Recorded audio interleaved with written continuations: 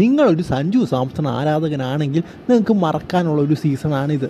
So എന്തായാലും അതിൻ്റെ ഇടയ്ക്ക് ഒന്നാമത് നിങ്ങൾക്ക് മറക്കാനുള്ള സീസണാണ്. അതിൻ്റെ ഇടയ്ക്ക് വീണ്ടും വീണ്ടും തിരിച്ചടികൾ സംഭവിച്ചുകൊണ്ടിരിക്കുകയാണ് എന്ന് തന്നെ പറയണം. നമുക്കറിയാം, നാളെയാണ് ഗുജറാത്ത് ടൈറ്റൻസ് അതുപോലെ രാജസ്ഥാൻ റോയൽസ് തമ്മിലുള്ള മത്സരം.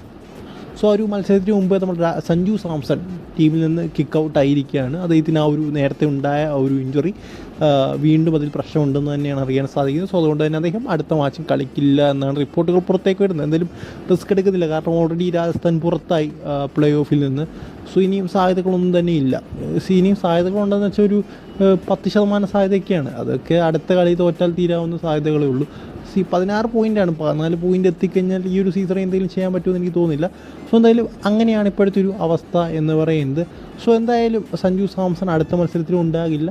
നിങ്ങൾ സഞ്ജു സാംസണിൻ്റെ മത്സരം കാണാൻ വെറുതെ ഇരിക്കേണ്ട ആവശ്യം. കാരണം രാജസ്ഥാൻ റോയൽസിൻ്റെ കളി പലരും കാണുന്ന, കേരളത്തിലുള്ള പലരും കാണുന്ന സഞ്ജു സാംസണിൻ്റെ ബാറ്റിംഗ് കാണാൻ വേണ്ടിയാണ്. സോ അങ്ങനെയുള്ളവർക്ക് കാണേണ്ട അവസ്ഥയില്ല എന്ന് തന്നെ പറയാം. സോ എന്തായാലും ഇതിനെക്കുറിച്ച് നിങ്ങളുടെ അഭിപ്രായം കമൻറ്റ് ബോക്സിൽ പ്രകാരത്തിൽ